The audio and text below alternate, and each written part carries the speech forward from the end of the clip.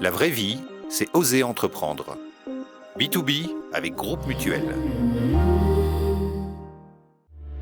B2B, en partenariat avec la GFI. Retrouvez chaque semaine une personnalité romande, monde de l'économie, portrait, entrepreneur et innovation. Rencontre avec les femmes et les hommes qui font la Suisse romande. B2B.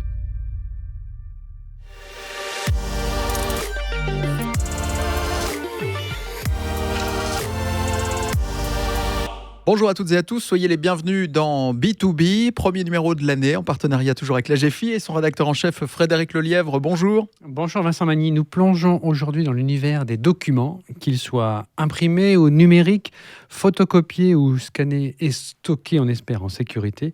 Notre invité dirige l'entreprise familiale De Villard, fondée par ses parents à Genève il y a plus de 60 ans. Claude De Villard, bienvenue dans B2B. Merci de votre invitation, bonjour. Merci d'être avec nous. Pour la première partie de cette émission, portrait.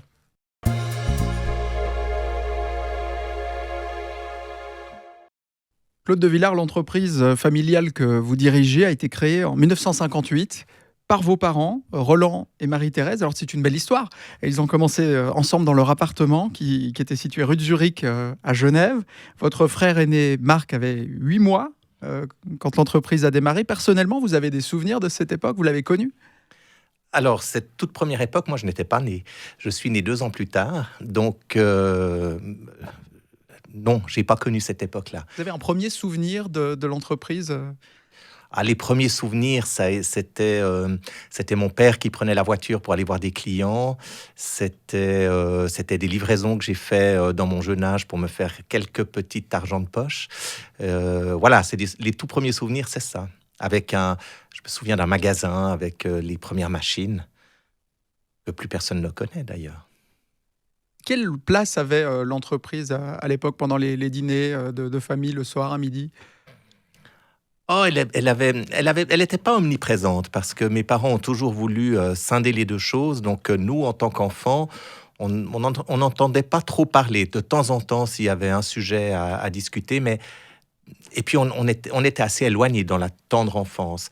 Au niveau de l'adolescence, on entendait de temps en temps nos parents échanger, et puis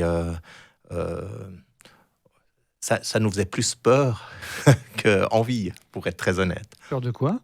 Parce que vous savez, être entrepreneur, et à l'époque encore plus qu'aujourd'hui, c'est faire face à toutes les situations, c'est parfois être en difficulté, c'est avoir des préoccupations, c'est avoir des moments un petit peu tendus.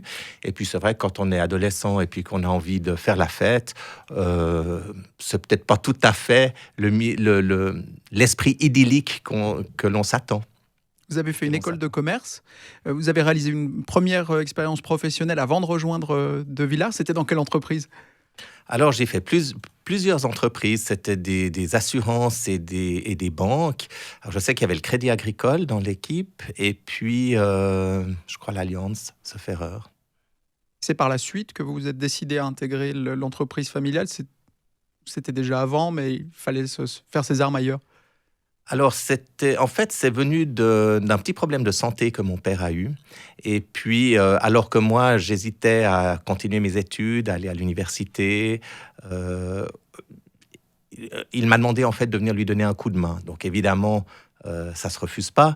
Et donc, je suis arrivé dans l'entreprise pour aider au niveau de l'administration. J'ai travaillé 1 année, et puis en ayant bien l'intime conviction que j'allais en repartir. C'était une période intermédiaire. Ensuite, j'ai fait un grand voyage, sac à dos, avec celle qui est devenue mon épouse. Donc, c'était un grand moment. Où ça?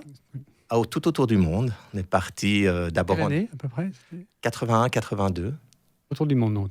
Tout autour du monde, oui.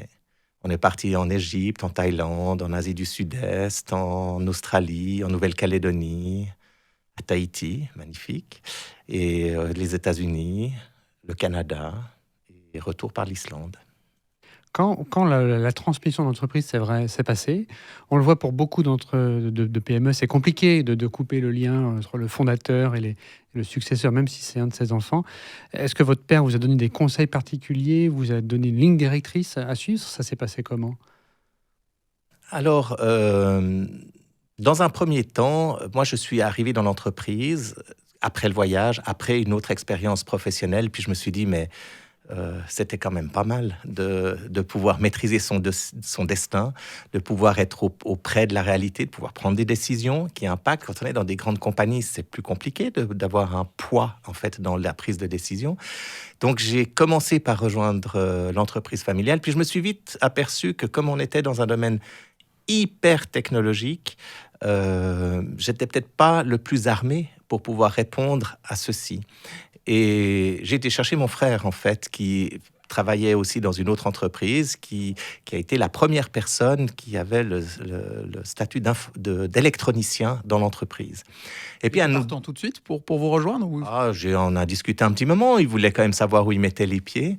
Et on a beaucoup rigolé ensemble parce qu'on s'était dit qu'on se donnait une année de temps d'essai mutuel pour savoir, un, si on était prêt à travailler ensemble, deux, si le travail nous plaisait.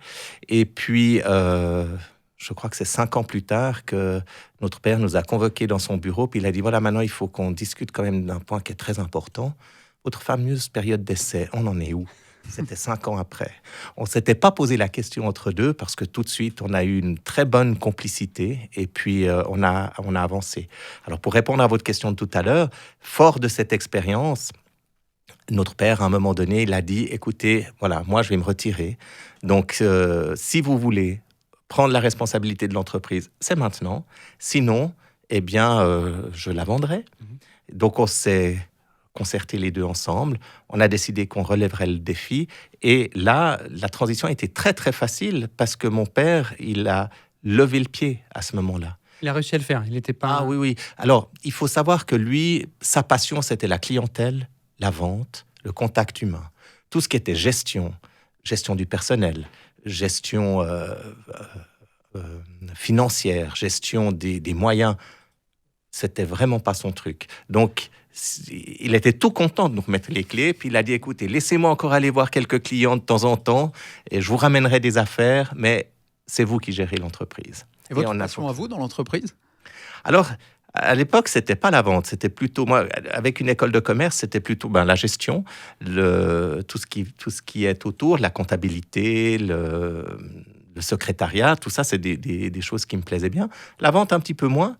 Et puis, finalement, c'est en faisant mon voyage autour du monde que cette petite étincelle est venue. Et puis, j'ai décidé que je continuerais à voyager toute ma vie durant en échangeant avec des clients qui viennent aussi, eux, d'horizons différents. Et tout le plaisir, c'est d'échanger sur les parcours de vie, sur les expériences des uns des autres. Et c'est là que j'ai vraiment eu la flamme pour le côté commercial aussi. Et puis ensuite, la communication. Mon frère s'étant toujours occupé de la partie technique, logistique, infrastructure. Vous avez la chance d'être parfaitement complémentaires, les deux. Parfaitement complémentaires, oui. Et de s'entendre aussi, parce qu'il faut... entre frères, ça peut bien se passer, mais ça peut être aussi des tensions importantes. Oui, alors on n'était pas toujours d'accord sur tout, c'est normal. Mais il n'y a jamais eu de tension telle qu'on arrivait à un casus belli. Donc, on a toujours trouvé les bonnes solutions dans le compromis pour gérer l'entreprise. Claude de Villars, vous aimez la musique aussi, vous chantez, si mes informations sont bonnes. À quelle occasion chantez-vous? Alors, c'est intéressant. Vous avez des bonnes sources d'informations. Alors, oui, c'est vrai, c'est une passion, le chant. Alors, je prends des cours de chant avec une cantatrice à la retraite. Et puis, on organise de temps en temps des petits spectacles où on chante en solo, en duo, en trio, avec un groupe de chanteurs. Du chant lyrique, plutôt? Alors, un peu tous les styles. Du lyrique, de la mélodie française, des leaders allemands, de l'opéra, de l'opérette, de la chanson française, du Kafkons. En fait, on essaye de toucher un peu tous les styles de musique. Nous avons de nombreux festivals en Suisse romande, on a cette chance. Le Paléo, Montreux Jazz, Rock aux Arènes, Caribana et d'autres encore. Vous êtes l'habitué de l'un d'entre eux? Alors, j'ai été très très longtemps un habitué de Paléo, puisque je pense que j'ai fait les 20 premières éditions sans discontinuer. Et puis maintenant un petit peu moins, parce que la foule comme ceci, et puis la musique très forte, on s'en distance un peu. On s'en distance. Je préfère écouter un concert ou écouter de la musique à la maison, aujourd'hui. Donc un peu moins dans les festivals. Dans les 20 premières éditions, la venue d'un artiste ou d'une artiste qui vous a particulièrement marqué au Paléo? Il y a eu Paul Simon, qui était un moment formidable. Il y a eu Charles Trenet, à l'époque où il était encore en bonne forme et il chantait bien. Il y a eu Juliette Gréco, c'est aussi des grands moments. Ouais, je pense que c'est... Et puis des grandes déceptions aussi, mais là je tairai les noms. Ah non, allez-y. Non. Vous aimez aussi l'œnologie. Qu'est-ce qui est à l'origine de cette affinité avec tout cet univers viticole? Alors je crois que c'est ma gourmandise d'abord. Et la découverte du vin, elle est venue avec quelques clients qui étaient négociants en vin et qui nous invitaient régulièrement à faire des dégustations. Et puis au début, j'y connaissais pas grand-chose, pour être très honnête. Et puis au fil du temps, c'est venu. Et puis il y a une vingtaine d'années, je me suis lié d'amitié avec un vigneron genevois. Et on fait beaucoup de sorties ensemble. Et sincèrement, je pense que c'est lui qui m'a initié au plaisir du vin, à la découverte du vin, Alors, l'œnologie, non, parce que c'est un métier et puis c'est vraiment pour des spécialistes, mais peut-être un consommateur averti. Est-ce qu'il y a une région de prédilection en Suisse ou à l'étranger pour vous, pour découvrir de nouveaux vins ou de nouveaux producteurs? Alors, je suis très attaché au terroir dans lequel on vit, donc Genève qui fait des très bons vins. Après, il y a un autre très très bon terroir en Suisse, c'est le Valais, où on peut trouver certains cépages vraiment donnant le meilleur d'eux-mêmes. Et puis sinon, j'aime bien découvrir. J'aime bien découvrir essentiellement les vins du vieux monde, plus que les vins du nouveau monde. La grande différence, c'est que dans le vieux monde, on fait des vins de terroir. Donc, on s'intéresse au millésime, on s'intéresse au sous-sol, on s'intéresse à la manière de faire le vin. Dans le nouveau monde, on a plutôt tendance à faire un produit un peu commercial qui doit être, si possible, le même année après année. Donc, c'est un petit peu moins intéressant. Souvent, quand on déguste un vin américain ou australien ou d'Afrique du Sud, la première sensation, elle est fort sympathique. On se dit, ah, mais c'est bien. Et puis, quand on y est pendant quelques jours, on se rend compte qu'on boit toujours la même chose. Il y a un vin, plusieurs en particulier, que vous réservez vraiment aux grandes occasions? Pour les toutes grandes occasions, j'ai quelques vieux Porto qui sont en fait les vins qui vieillissent le mieux. Aujourd'hui, même les Bordeaux, moi, je les préfère jeunes que vieux. Donc, si je veux marquer un événement ou une date ou quelque chose, je vais ouvrir un vieux Porto.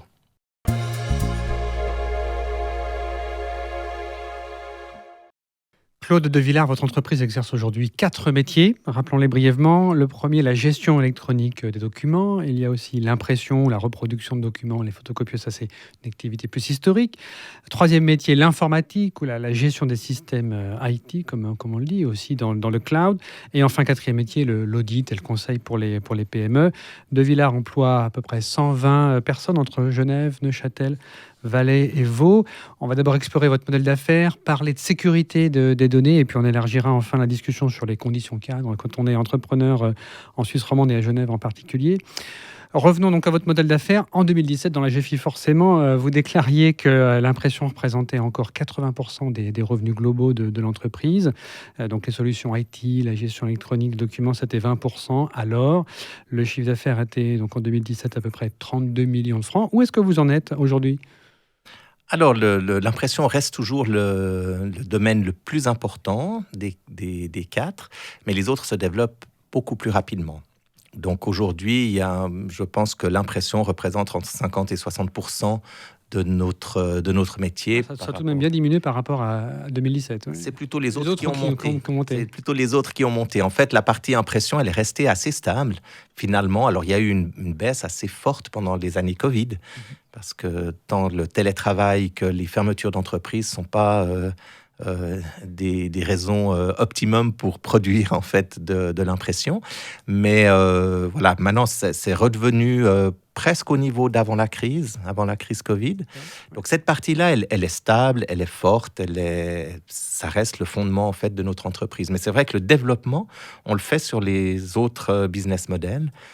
Et en fait, il y a un lien entre toutes ces activités. C'est pas tout à fait un hasard.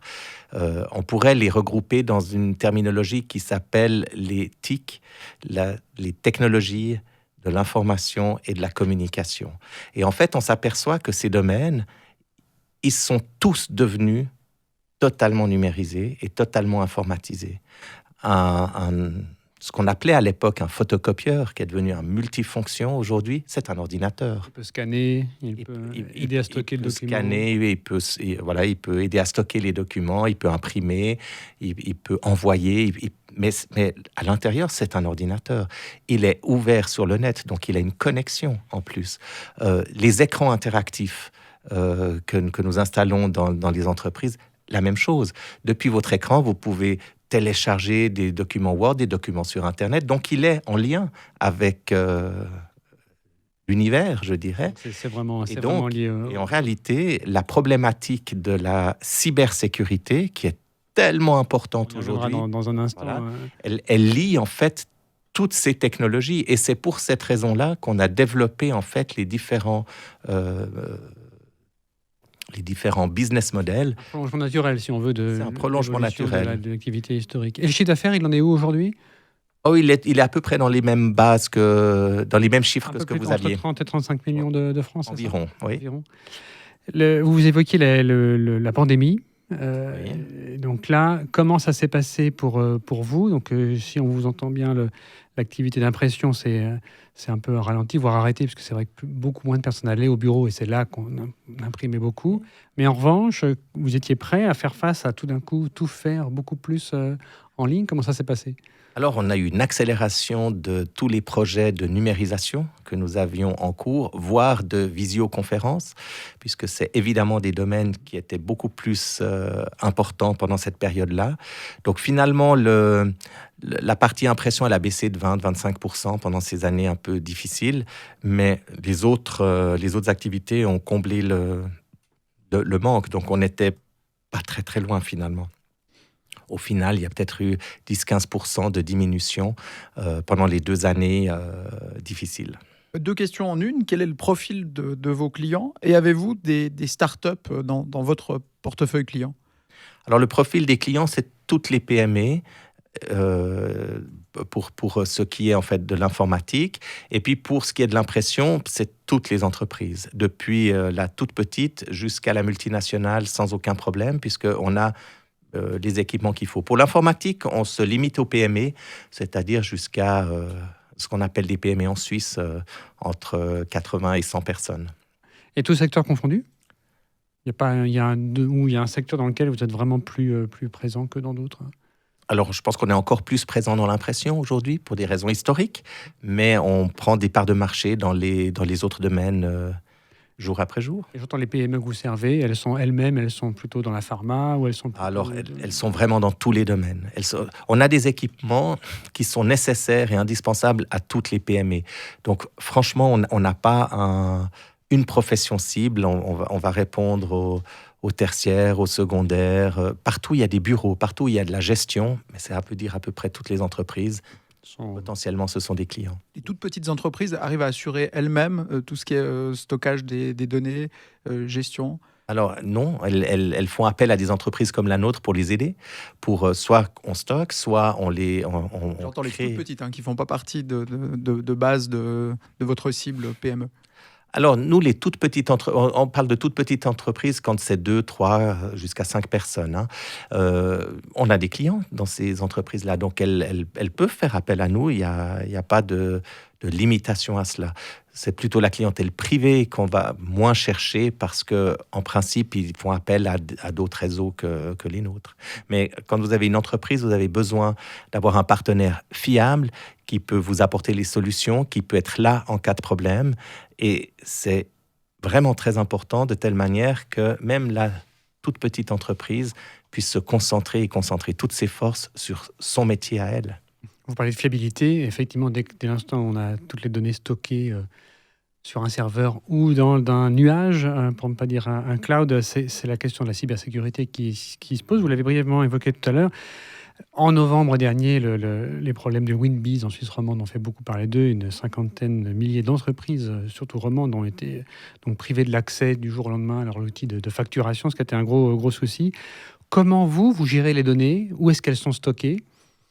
Alors, on travaille forcément avec des hébergeurs pour les données et elles sont stockées en principe en Suisse, en principe chez plusieurs hébergeurs, et puis on met en place en fait des règles de sécurité avec ces hébergeurs pour être sûr de pouvoir les retrouver le cas échéant. Après, il y a toute la politique de la sauvegarde. Comment on fait la sauvegarde? Comment on fait surtout la remise en service après une attaque? Et en fait, c'est là que ça pose problème pour Winbiz parce qu'ils n'arrivaient plus à récupérer les données et respectivement donc à remettre le système en place. Les attaques, vous envoyez tous les jours? C'est toutes les semaines? C'est à quel rythme? Alors, on envoie tous les jours, toutes les semaines. Je crois que la question pour une entreprise aujourd'hui, c'est pas si elle va être hackée, c'est quand elle va être hackée. En France, ils ont fait une étude statistique sur les 9 premiers mois de l'année. Plus de 80% des entreprises avaient subi des attaques.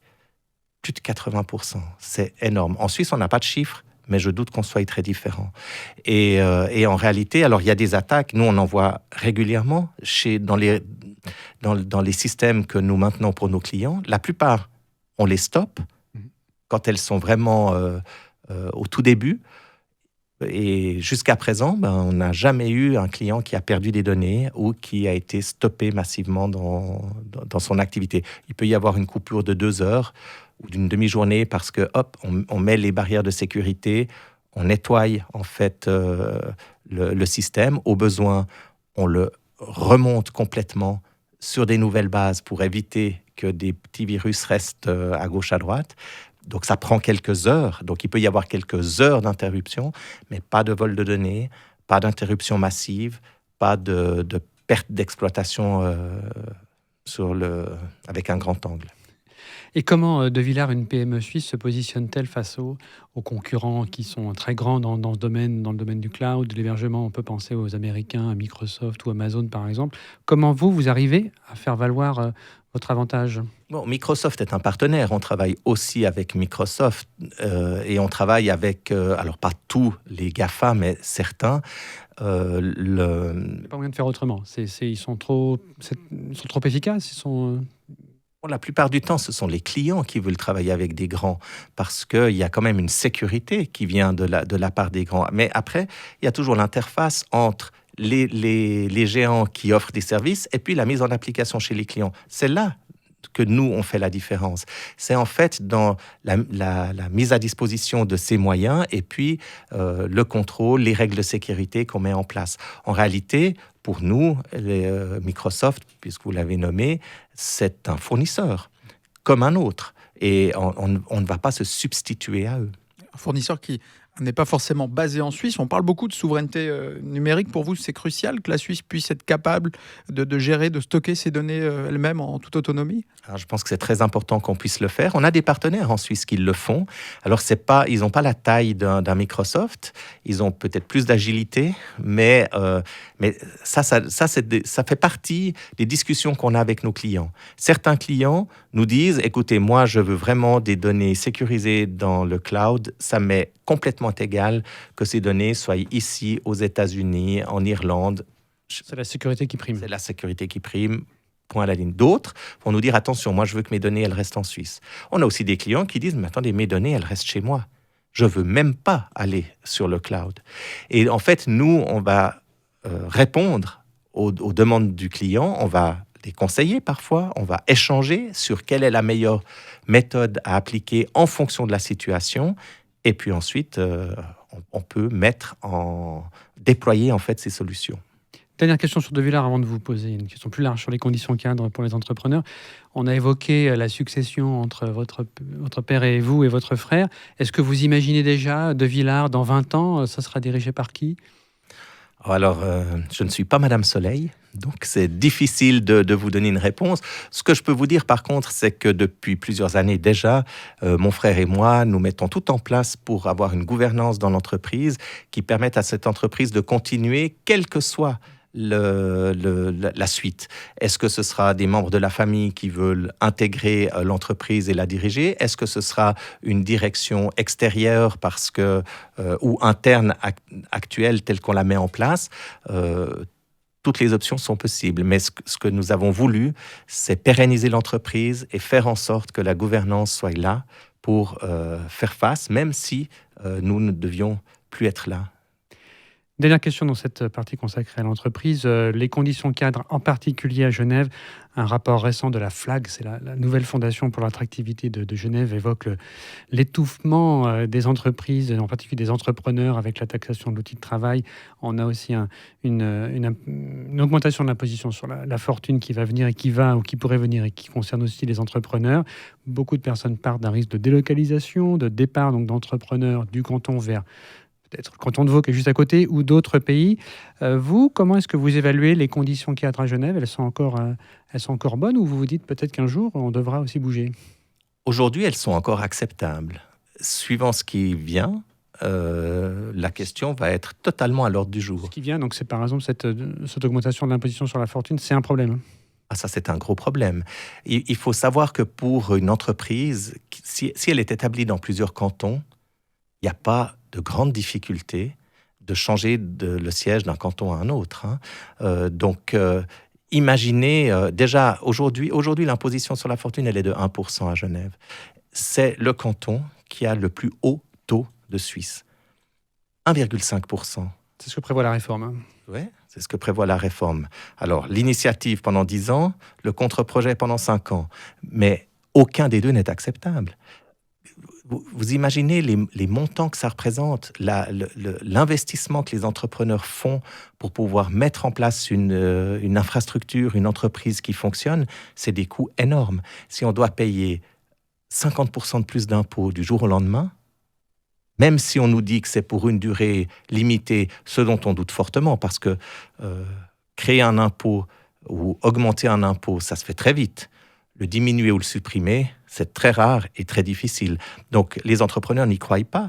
Donc, même au niveau des conseils d'administration, il y aura une volonté assez claire de délocaliser, en tout cas, les sièges. Alors, c'est sûr que quand vous travaillez sur un commerce de proximité, il faut être là, mais ce sera une toute petite partie. Tout ce qui va être gestion, tout ce qui va être organisation, tout ce qui va être fondement avec de la valeur dans les entreprises, c'est à peu près certain que ça part. On verra ce que donne le résultat de ces projets. Et d'autres personnes partiront, ce sont les privés. Les personnes physiques. Les personnes physiques partiront aussi.